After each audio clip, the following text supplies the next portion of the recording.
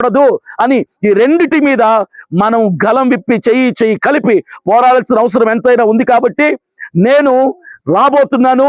ఆంధ్రప్రదేశ్ తెలంగాణ రాష్ట్రాల్లో పలు చోట్ల సభలు ఏర్పాటు చేయబోతున్నాం. క్రైస్తవుల్ని ఐక్యపరచడానికి, దళిత క్రైస్తవుల్ని చైతన్యపరచడానికి, మన హక్కు మనం కాపాడుకోవటానికి ఏం చేయాలో చేస్తాం.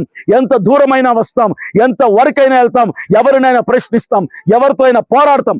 క్రైస్తవుల్ని చేతకాని వాళ్ళగా అసమర్థుల్లాగా చూసినటువంటి బీజేపీ ప్రభుత్వానికి చెప్తున్నాను నేను, ఇంకా 3 సంవత్సరాల ఎన్నికలు ఉన్నాయి. 1,80,00,000 మంది క్రైస్తవులు మీకు ఓట్లేస్తారనుకుంటున్నారా? మీరు మతతత్వపు పార్టీ బీజేపీ ఒక్కటే.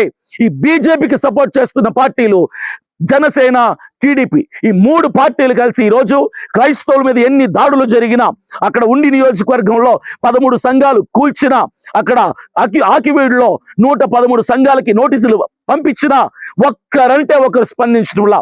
ఒక జనసేన నాయకులు మాట్లాడుతున్నారా? ఒక టీడీపీ నాయకులు మాట్లాడుతున్నారా? బీజేపీ నాయకులు మాట్లాడుతున్నారా? కాంగ్రెస్ ప్రభుత్వం నాయకులు మాట్లాడుతున్నారా? వైసీపీ నాయకులు మాట్లాడుతున్నారు? ఒక్కరు కూడా లేరు. కాబట్టి క్రైస్తవ సమాజం గుర్తించండి, మనల్ని మనమే కాపాడుకోవాలి, మన హక్కుల కోసం మనమే పోరాడాలి. ఎస్సీ క్రైస్తవులందరూ కూడా యాక్టివేట్ అవ్వండి, అలర్ట్ అవ్వండి, కలుద్దాం, నిలబడదాం. పూర్తిగా మన హక్కును మనం స్వాధీనం చేసుకునే వరకు దళిత క్రైస్తవులు యేసు ప్రభుని స్వీకరించిన కులం మారదు. ఎందుకు మమ్మల్ని ఎస్సీలని బీసీలో కలుపుతారు? అయితే ఒకటి చేయండి, మమ్మల్ని అందరినీ నో క్యాస్ట్ కింద పెట్టండి. బీసీసీ ఎందుకు ఇస్తున్నారు? అది కులమే కదా. ఈ కులం నుంచి ఆ కులంలో కలపటం ఏంటి? ఇదంతా కూడా కుట్ర రాజకీయాలు చేస్తున్నారు. మేము సహించాం, మౌనంగా ఉన్నాం, భరించాం. మొట్టమొదటిసారి తిరగబడబోతున్నాం. అలా అని ఏది ధ్వంసాలు చేయము, ఎవరి మీద తిరుగుబాటు చేయము, దాడులు చేయము.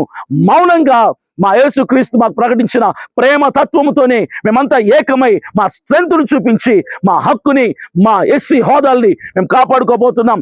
ఆంధ్రప్రదేశ్, తెలంగాణ రాష్ట్ర క్రైస్తవులందరికీ, దళిత క్రైస్తవులందరికీ ఇదే నా విన్నపం, ఇదే నా రిక్వెస్ట్, ఇదే నా ఆహ్వానం, ఇదే నా స్వాగతం.